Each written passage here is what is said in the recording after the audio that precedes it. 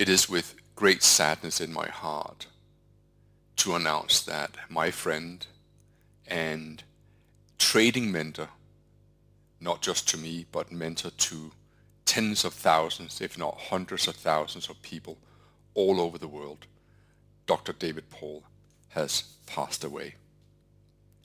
David Paul was one of a kind. In the video that I'm about to share with you, David will take you through the psychology of trading like you have rarely heard it before. This was recorded during the London Price Action Symposium in 2022. And my colleagues and I have decided that we want to make David's lessons available for the world to consume and for the world to share. I have an enormous amount of fond memories of David Paul. Here's a couple of black and white stills from a seminar that we did together with Larry Pesavento, who is sitting, and David Paul to the left next to me. David was one of those characters that you don't see coming. He was always humble, but when he stood up and he started talking, it was that of a Presbyterian Sunday reverend. He could raise the roof, and when he spoke, people paid attention. Such was his power, and such was his conviction to his topic, a profession that he had embraced for 40 years of his life. He was a true trader in every sense of the word, cunning when he needed to be, decisive when he needed to be, brave and bold when he needed to be, and yet humble in taking losses when he needed to do that as well. And this is the hard bit.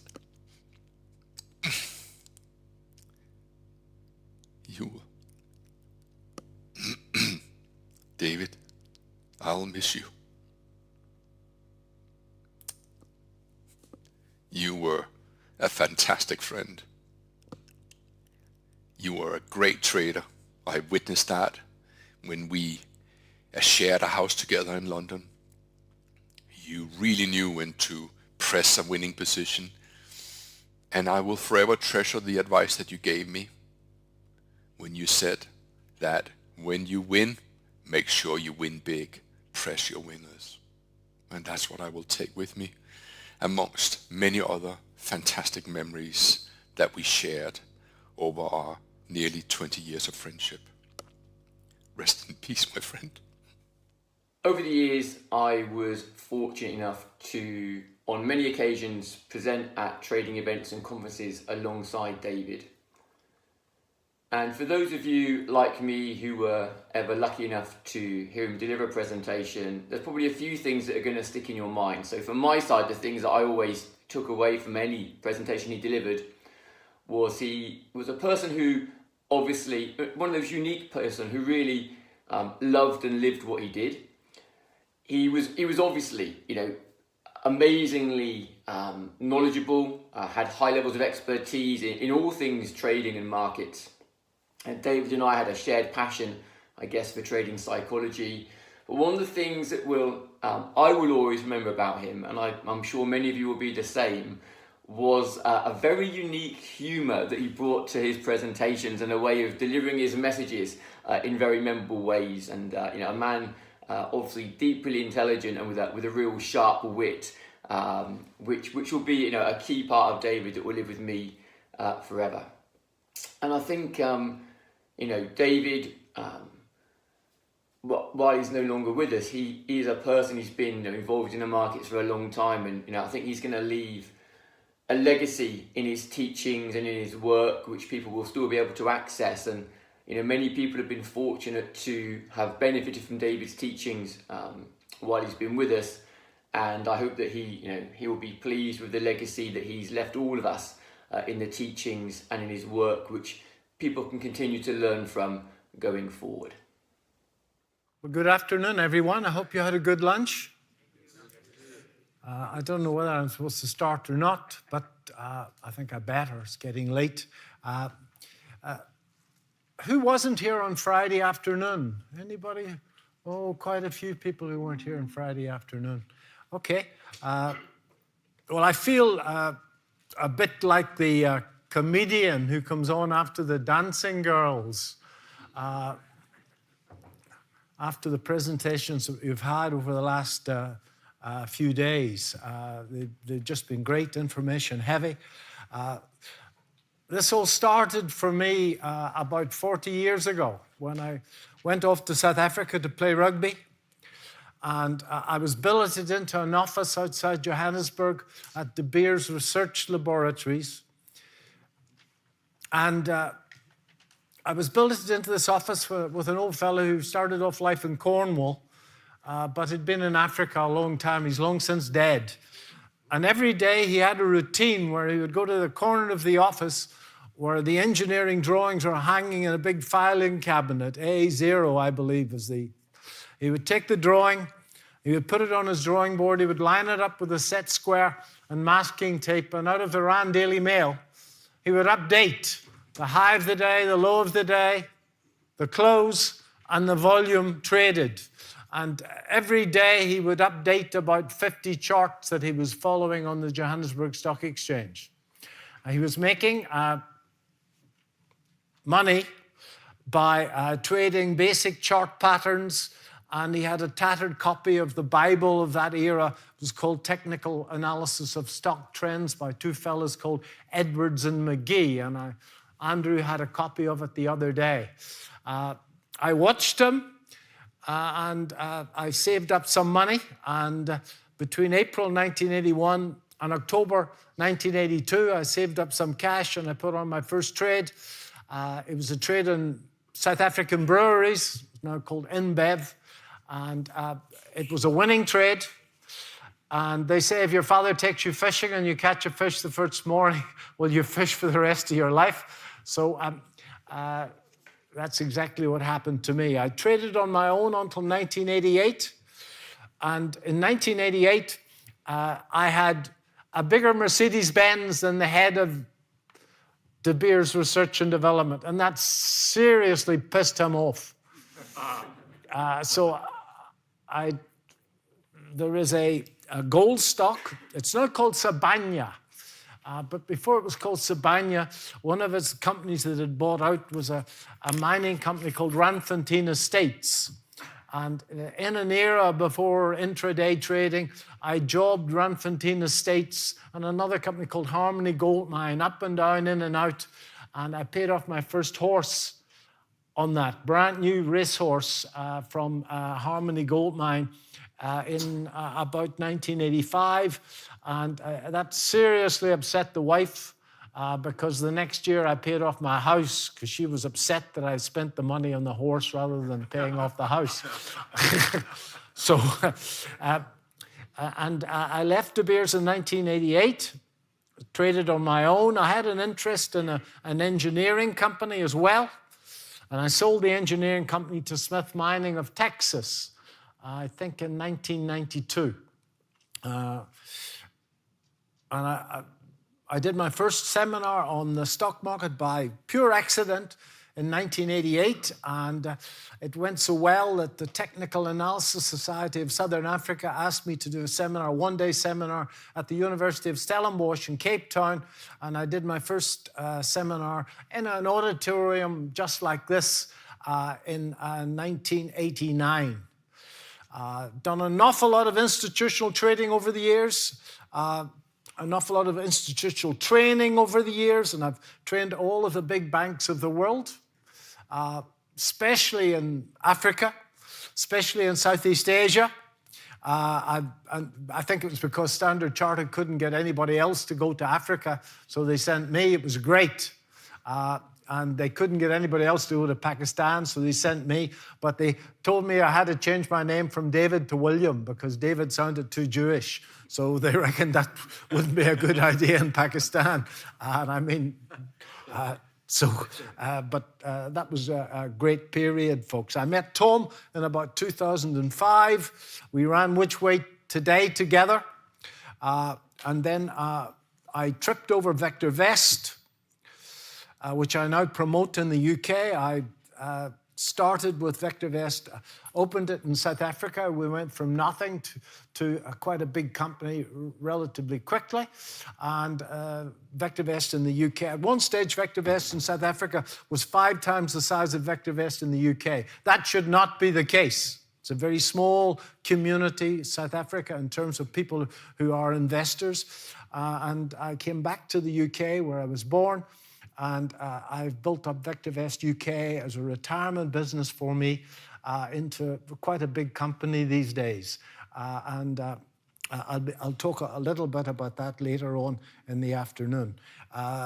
In terms of academic background, I've got a degree in engineering. I've got an MSc in metallurgy and a PhD in applied mathematics. Those of you any engineers here?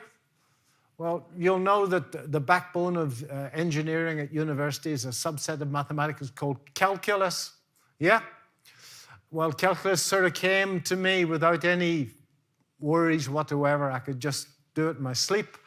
And I had no great academic leaning. But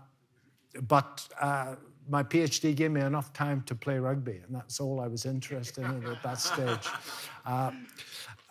All of that academic stuff doesn't help you greatly in taking money out of markets. And the thing that I've done that's helped me most in taking money out of markets is that in my youth, I was an officer in the greatest organization the world has ever seen, the Royal Marines. And that's given me a level of confidence and discipline that I have drawn on for a very long time. And 45 years later, I can still fit into the uniform. Okay. 66, unfortunately, but anybody that feels like having a go, we can have a go. I don't care who you are. Okay. So that's me, folks. There was an awful lot of questions this morning about different types of trading, folks. And it is my conclusion, after 40 years at this, is that we don't really trade any markets at all. We trade our beliefs about markets. And everybody's beliefs about markets are slightly and sometimes markedly different. And you've only got to read Jack Swiggert's book, where there's dozens and dozens and dozens of winning traders who have made a heap of money, and they all have got completely different beliefs about markets. So your objective is to find something that suits you out of these 3 days. Develop that process, something that suits your belief system about markets, and then do your best to refine the process, as Steve talked about yesterday, and then to try and size that, to scale that. So out of all of this, you've got an awful lot of work to do personally to find something that suits you. And unfortunately, it is a rite of passage to put that into place. And nobody can do it for you. It's like me doing your press-ups. You've got to do your own damn press-ups. Am I correct? Yes. Okay. There's no going around it. Okay. Larry has been a great mentor to me over the years. As I told the people on Friday, I bought his first book. And I've still got it, Larry. I've still got it, sir. And I use a variation of the AB equals CD technique every single day. However, it is my own variation, slightly different from what Larry uses. And quite honestly, 2 people arguing over their methodology is like 2 ticks arguing over the spot on the horse just below its tail. You okay?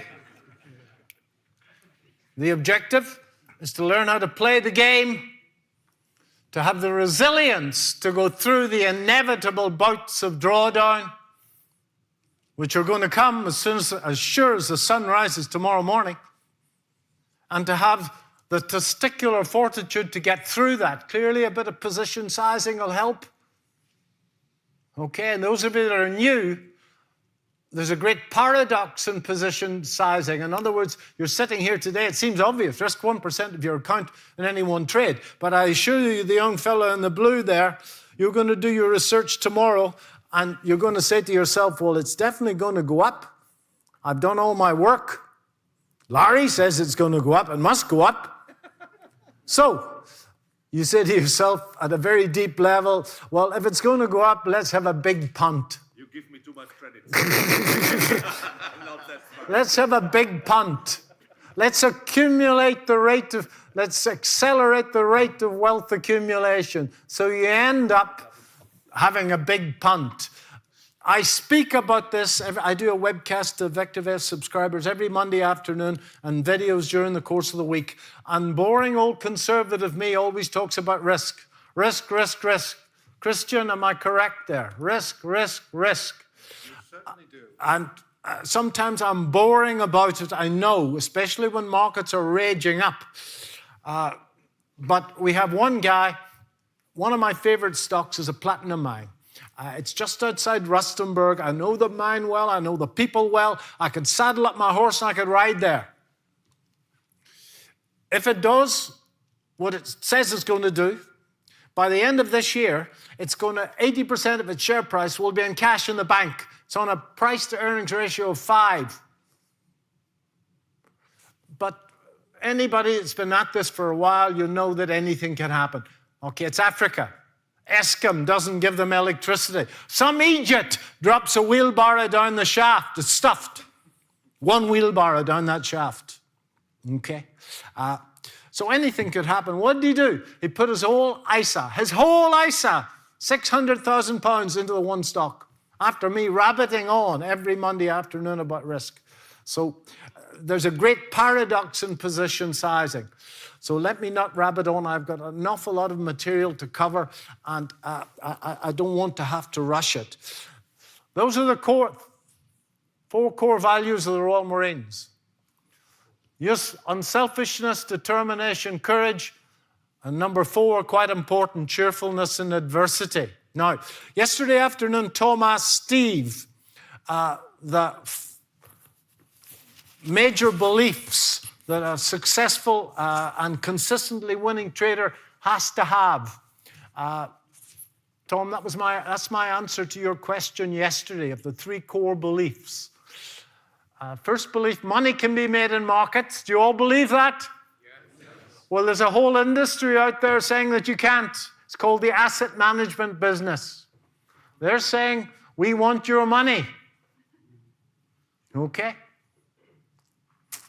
I frequently get brokers coming to us at VectorVest. They want to recommend me, for me to recommend them clients, and they'll give us a backhander. And they say, well, they're looking for clients who try it themselves, screw up, and then they'll move in and take their money. That's what they want. So there's a whole industry out there trying to tell you that you can't make money in markets. The second thing is I can make money in markets. And that's going to take a bit of work, because the market will do its damnedest to prove to you every other day that you can't. And then I deserve to make money in markets. And I can help you with that, but I think maybe your mother would be better. Go and have a chat to her. And maybe you've been harshly toilet trained. I don't know, okay? But the whole concept of self-esteem is really, really, really important.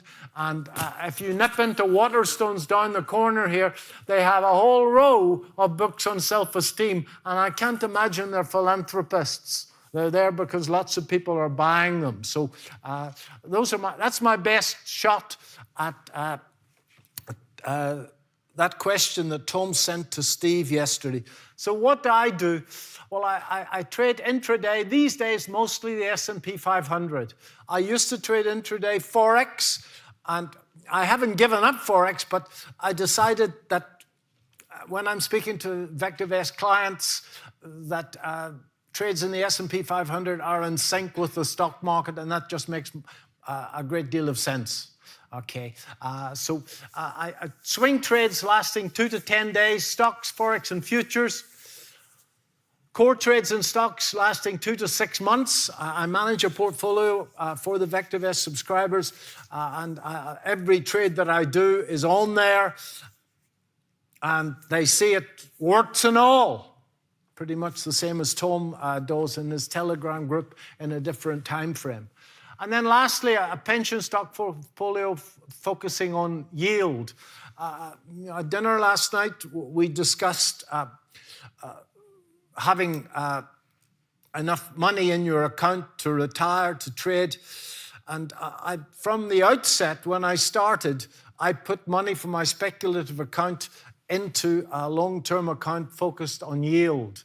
It took me about 7 or 8 years in South Africa to become financially independent. In other words, if I didn't trade, I would have enough yield coming in to actually cover all my expenses.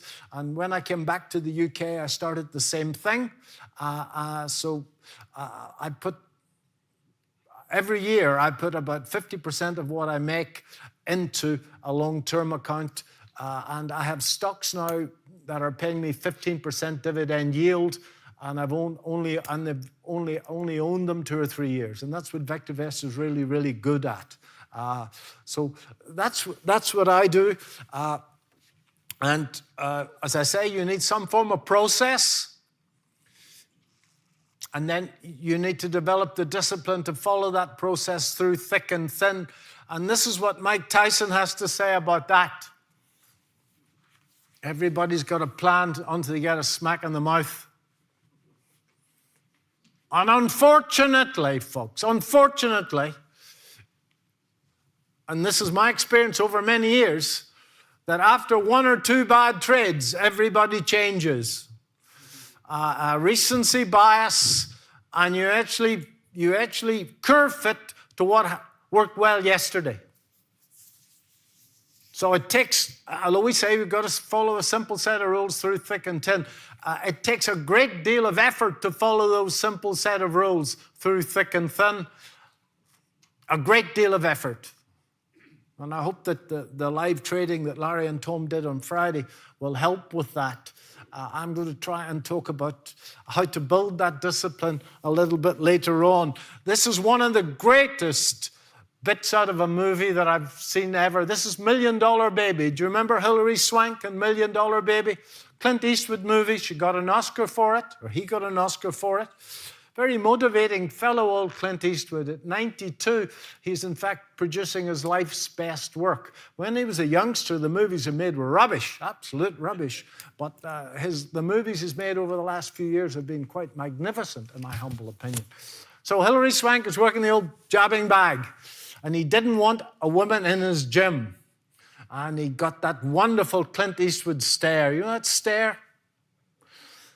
And he said to her, "Are you working the bag, or is the bag working you?" I'll never forget. I say that to myself. That's the first thing I say every morning when I go near that trading screen.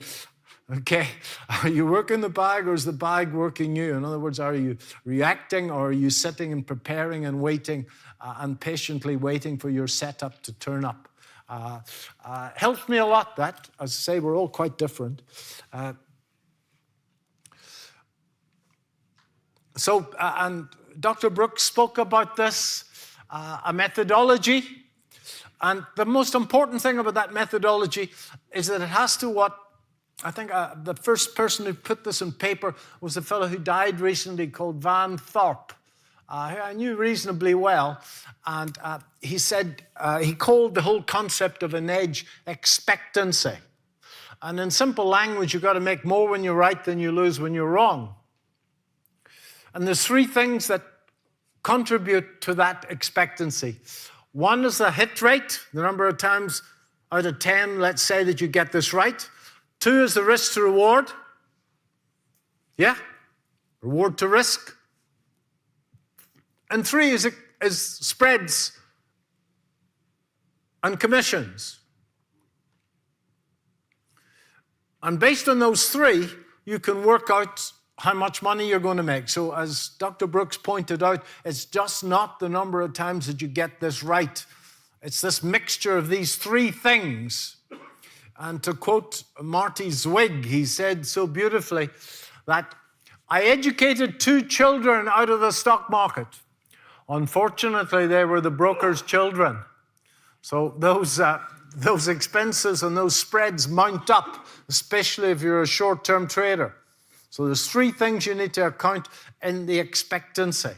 And most people, in fact, at a mental level, only think about the number that they get right.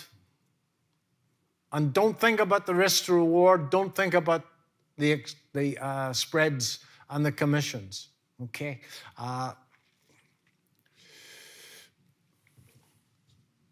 We need to manage our money very well, and I'm going to make a case for adding to winning positions. And clearly we've got to manage ourselves very well. And clearly Steve handled a great deal of that much more professionally than I can do it. But I'm going to give you my own thoughts on that. So let's say we've got a trading system. Are there any trend followers here? Simple, old-fashioned trend followers.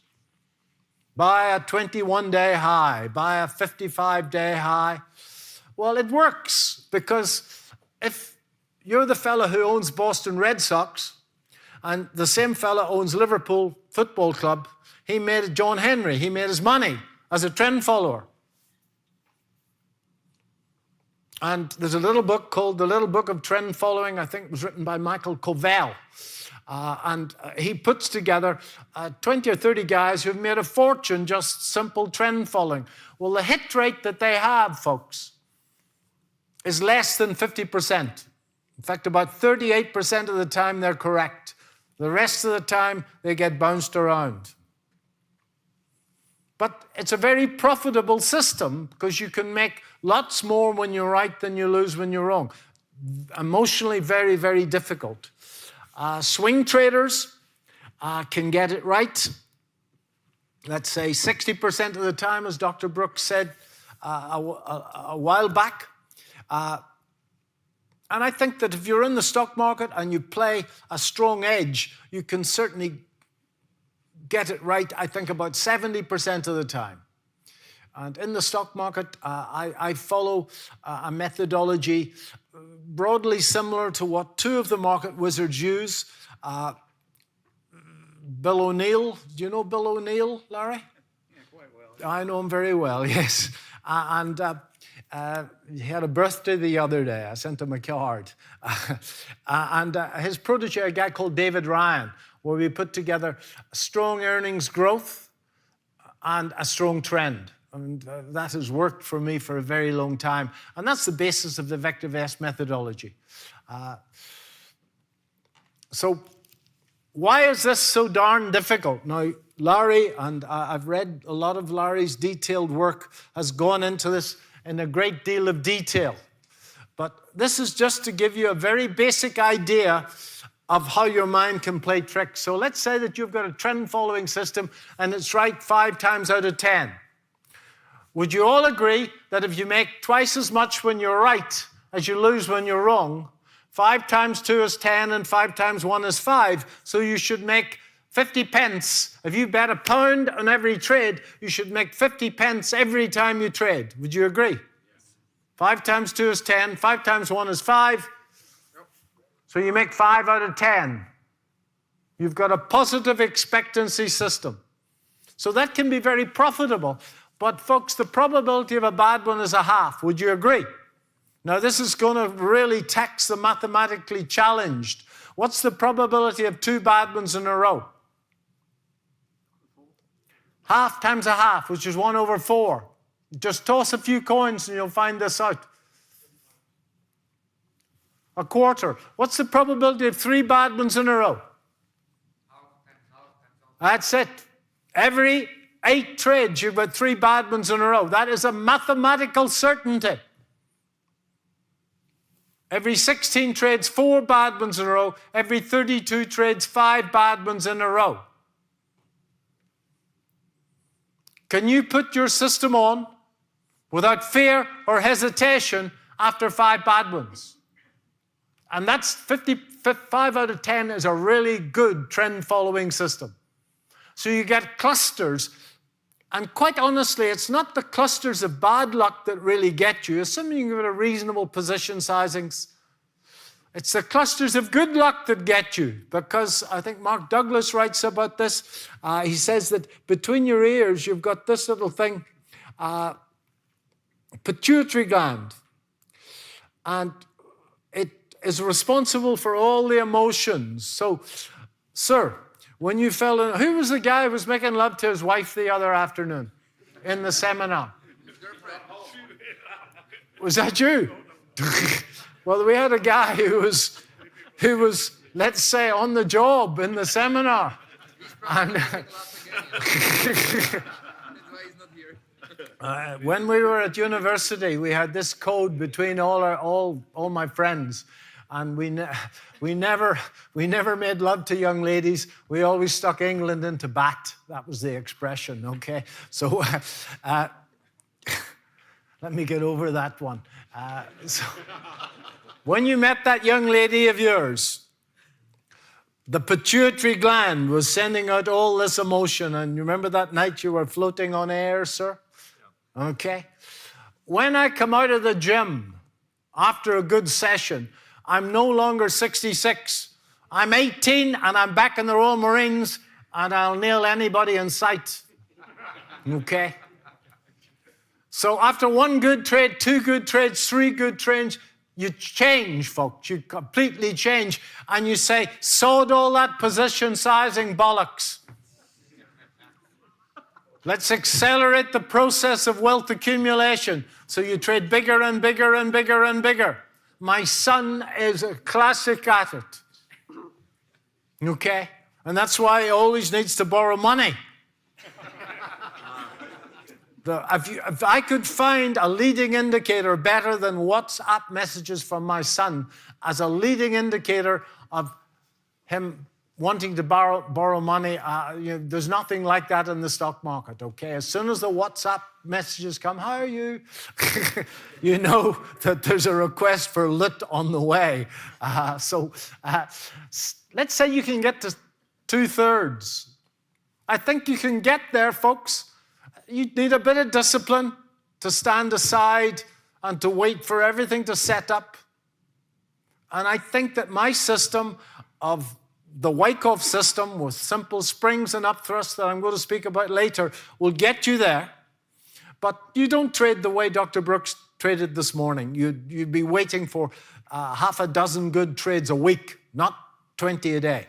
I think you can get to that 66 out of 100, but there, 4 good trades, you've got every 81, you've got 4 good trades. So as you go that way and you sit and wait,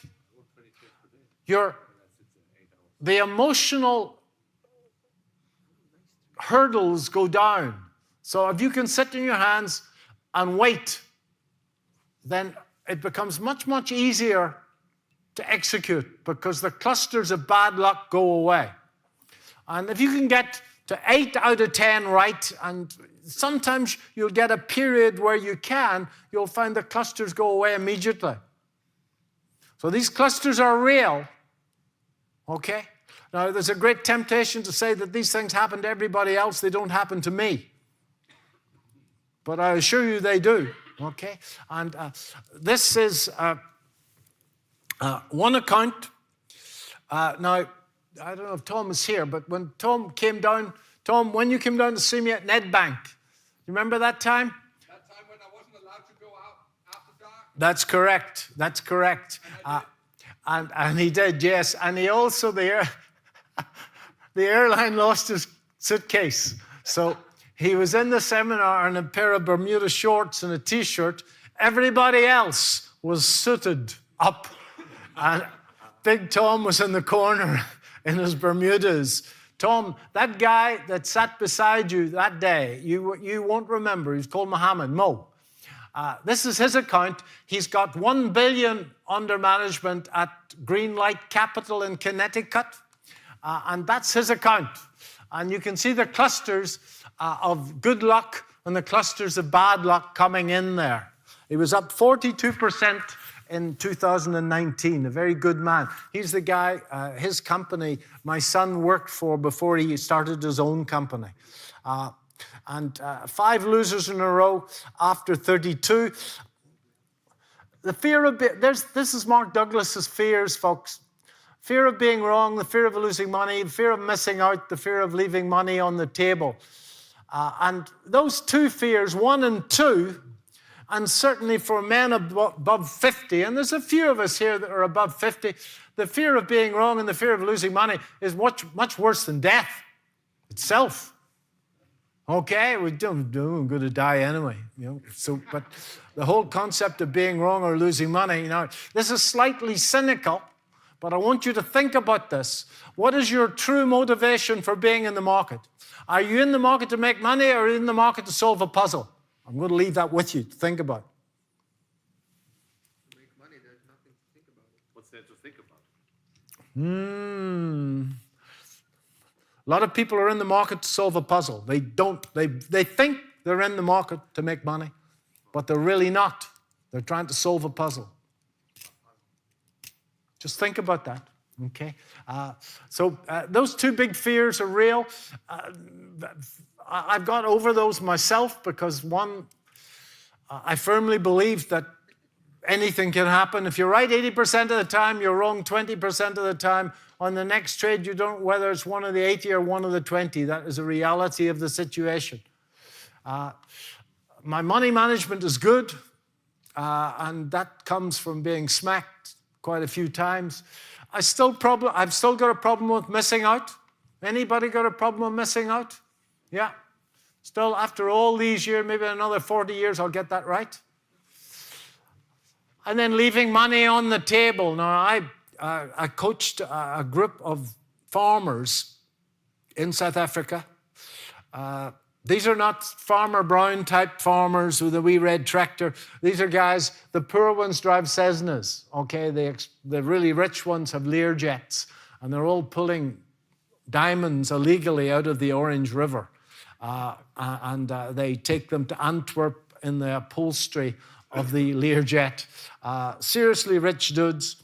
I had one guy who was up 10 million South African rands, £1 million, £500,000 now, on a white maize contract.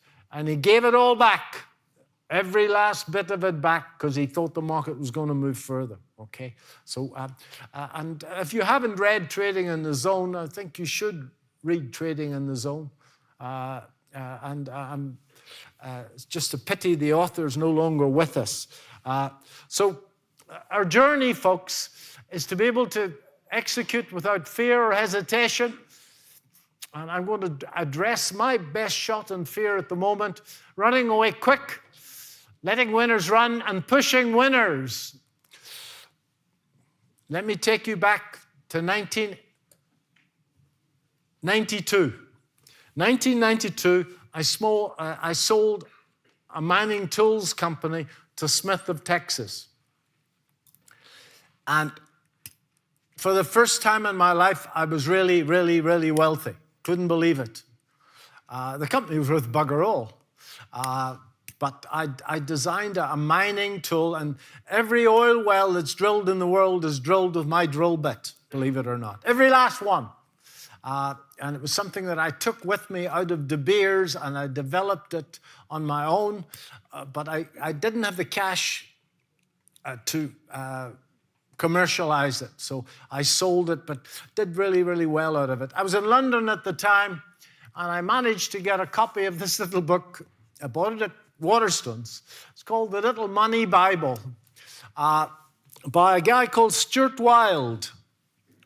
This is a guy long since dead. And Stuart ran the Las Vegas MBA. And the theory was that if you could go to Vegas and win and take money off the casinos, that making money in business would be a piece of cake. So I didn't have anything better to do.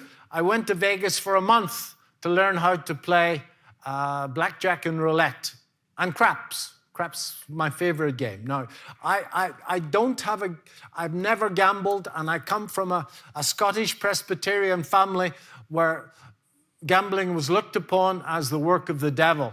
And by the way, they're largely correct in that, I think. But I had a friend of mine who was a psychologist, not a trading psychologist, and he said that I would actually benefit from learning how to gamble, to become more aggressive in my trading. Okay, so I thought it was a good idea. So I went off with Stuart to learn how to play roulette mostly. And we sat there for the first day, and let's assume that you're just playing red and black. And you're playing a $10 bet on red or black. And you bet $10 and you make $10, and you've got 7 winning trades in a row, you make a miserable $70, right? Da, da, da, da, da. Now, one of the methodologies that's proposed by the casinos and the casinos books is that what's called the martingale betting system. And this was a system that my grandfather on my mother's side used for the horses. He would go to the track and he would bet a $5 on the second favorite.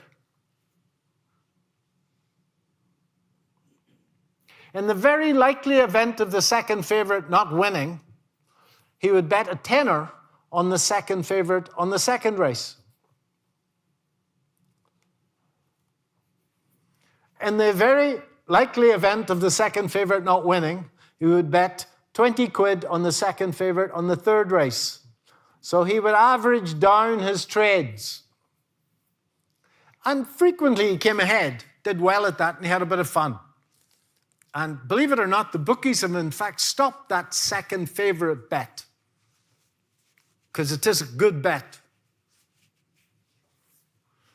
So, unfortunately, with the martingale system, if it goes against you, you double up, and by the time you get a winner, you've got to bet $1,280 to get your $10 back. Not good. So here's what Stuart Wilde proposed, and this is when I first was alerted to the power of adding to winning trades. This is where it all came from. He proposed in our course, which lasted nearly a month, a Nanty martingale system, which I still use on the roulette wheels to this day, where if we have a winning trade, wrong way, David.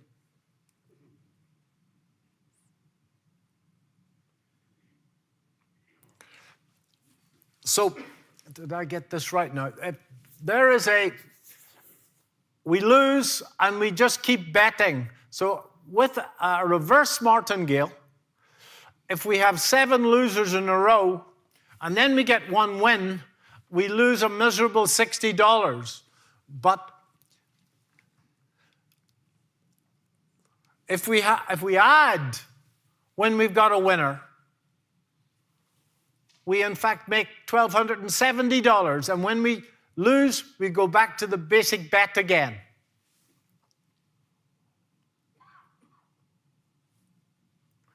So this still works. So if you go to the casino some night and you play red and black, okay, there's a little white ball, which is the spread. Same thing. You'll get a wheel that is not trending, where you get a red, a black, a red, a black, a red, a black. And if you get a wheel like that, well, you don't lose much money. If you get 3 or 4 in a row, you lose 3 times, 4 times your bet.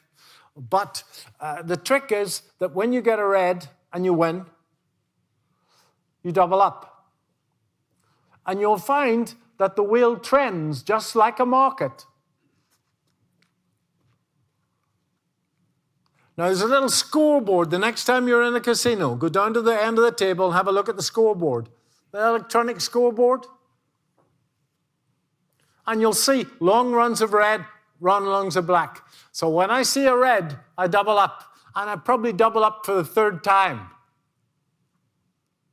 Da, da, da. Make good money. And then as soon as you get black, you lose 1, you go back to the basic bet again. Da, da, da, da. That works. Exactly the same way as a market. So from that, from that month in Vegas, I first decided, way back in 1992, that the way to really accelerate profits was to add to winners. Tom, I have a guy in South Africa who's tried this, and he actually plays it the same way as you would play roulette. In other words, if he takes a trade, he scalps it. He gets in, he makes 10 points. That's a win.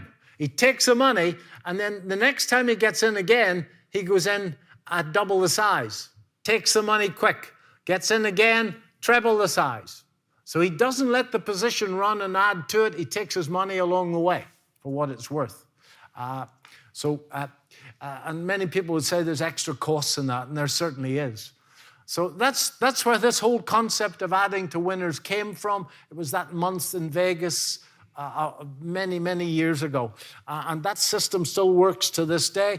And I've gone through this very quickly, but I'm going to give these notes to Tom, and Tom will send them all out to you. You can actually work through that on your own. And he'll also send you out the roulette course. And Larry, I've decided to go up £1,000 more than you. It's $36,000 for my roulette course, okay? 36,000? Yeah, you want $35,000 for your course, so I'll put another $1,000 on mine for the roulette course, okay? So Tom will send the stuff out on Monday, okay? It's great fun, and when you go to that roulette table and you win and you double up, everybody at the table will be looking at you as if you've got two heads. Okay, who's this friggin' idiot? And then you double again, and then everybody will be just freaking out, because you're not supposed to do that. You're supposed to go the other way, double down. Great fun indeed. And I've been chucked out of a casino on the Edgware Road for taking too much money off them. Chucked out. There is one wheel in the casino on Edgware Road that trends a lot. So if you go to Vegas, just wander around, look at the scoreboard and see which wheels are trending, because they get worn a little bit, and some of them trend. And what I mean by trend, I mean a long row of reds, a long row of blacks in a row. That's the one to go for. You can't lose money when you're wrong. So that's 2 gambling tips. I told the people who came on Friday that my son plays poker at 6 o'clock on a Sunday morning. That's midnight, 1 o'clock in the US, and he takes money off drunk Americans. He says it's incredibly easy, okay? A piece of cake. You can go through that in a great deal of detail. And that's where this all came from. So I've answered this question, folks. Can discipline be built, or has one person got it and another person hasn't got it? And I believe it can be built, and can be built relatively easily. Now, I build discipline very easly indeed. And many of you will think that that's a good thing, but it's just as easy to build a bad habit as it is to build a good habit. Really? Yeah, very easy if you let yourself slip. So I never have the chips with the meal. Not because I don't like chips, and because chips once in a while won't do me any harm, but I'm scared, because I know myself well, that if I have chips once or twice in a row, I could build a habit to have them every day, and I don't need that. So I'm very, very careful, and it's that little V thing that Steve talked about yesterday. What little thing can you do today so that you can move towards the person that you want to be? So you really have to be very careful about those small things. My humble opinion. I'm no psychologist. I frequently have to refer to the world's greatest trading psychologist. And Steve, if you're here, unfortunately, it's not you. It's a little doctor who practices out of Tennessee, Dr. Jack Daniels. Okay. Has anybody consulted with, in fact, do you remember the Al Pacino and The Scent of a Woman? He says, I know him so well, I call him John. Oh, that's such a good line, that, yeah. We have a Vector-Vest customer up in Arbroath, north of Scotland, north of Edinburgh, a cold place.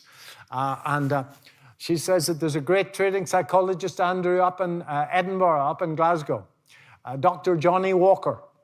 Okay, works wonders, she tells me. So I'm no trading psychologist, but the paradox is that when you've got discipline, you don't need it. And I assure you that I don't need any discipline to go to the gym. None whatsoever. In fact, I need to exercise a great deal of discipline not to go. And Tom will tell you, every morning in the Which Way Today room, about 10:30, I would get twitchy because it's time to go to the gym. Simple as that. Larry, I did early on one of Van Thorpe's courses a lifetime ago, and I got to know him quite well. And we had to fill in this, just at the early days of the internet, we had to fill in why we got in, the normal trade log and whatever, and he gave me a bollocking online. It was a Skype meeting remember when Skype was new? You could chat on Skype, it was such a novelty.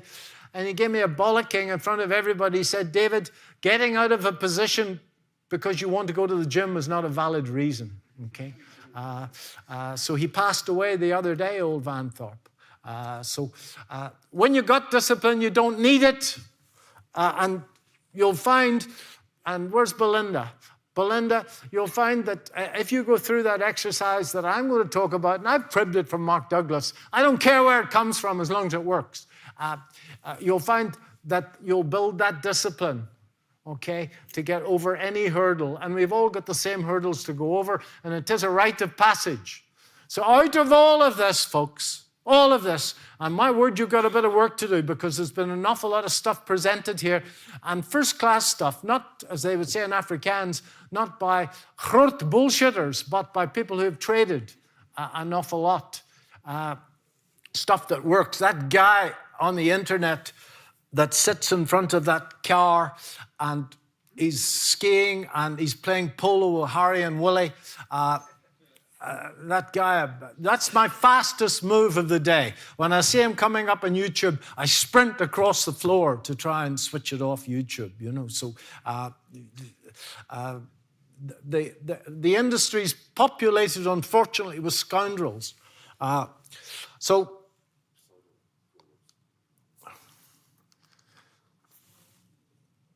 I think I put that in twice. So I used to do this as a business, believe it or not. And there was a brokerage, a big brokerage. It used to say, David, we got this chap from Saudi, and he spends, he gives us $200,000 a month commission, and he's losing money hand over fist. We can't afford to lose a comb. Can you go and sort him out? So I would sit there for 2 or 3 days going through the trading discipline exercise. I don't do it anymore. I just couldn't be bothered, to tell you the truth. And I had a fight with the last one that I did it with. But it was a very profitable time. It taught me an awful lot. So here's what Mark suggested. You need to decide on a system out of all of this that suits you. And my challenge to you folks is to resolve to follow that system for a batch of trades without changing the rules. Who's been through that exercise already? Okay, well, that's wonderful. Tom has, I know, many times.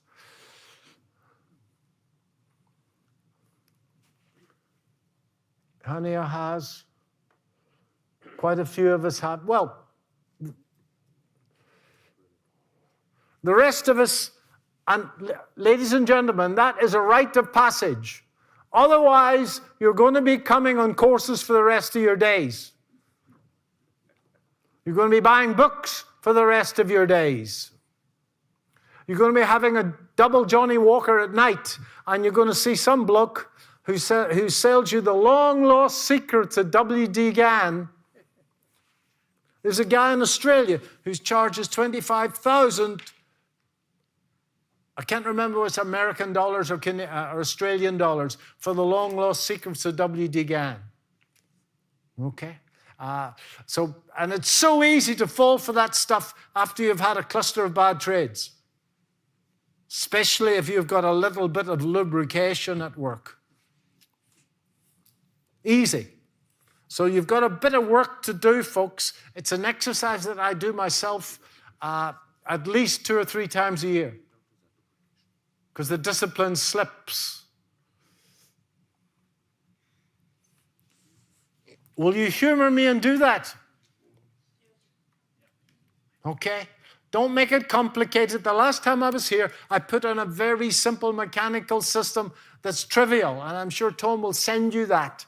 If you need something that's mechanical, it's just couldn't be simpler. It's called a tipping point, and it's just a few lines of code that you can write. But I'm going to suggest something later on in the afternoon that you can do. And, building discipline, it's, the old personal trainer. Has anybody got a personal trainer here? I had for a long time, and I did again after the pandemic. Personal trainers would like to think themselves that they're in the exercise business, but they're not. They're not bright enough to work it out. That they're in the discipline building business. Because invariably, unless you're playing for Manchester United, you hire a personal trainer because you make a commitment. That makes a commitment to get there because you're paying her $100 or £100 an hour. So you want to be there. She'll tell you that she's got a set of exercises that are ideal for your body type, but you can see them writing the exercises out in the car park, So they're making them up as they go along, and it doesn't matter. Okay? They're in the discipline building business, as the same as I was when I was trying to get people back on the straight and narrow. So, if you want to do this, folks, quite honestly, you can start to do it in a demo account if you want, or start to do it with a real account, but just trade very low in size. Trade it at £1 a point until you get the hang of it. And just write it off as a training exercise. Now, something very special happens when you do this. Somewhere between 10 and 15 trades, all the internal resistance goes away. I've seen this so many times with myself and with dozens of people that I've done this with. You're going to find that you have resistance and then it just goes away. And I don't understand why. There's this whole concept of neuroplasticity that everybody can talk about, but nobody really understands. Electrons firing together in your head, neurons buzzing and making connections.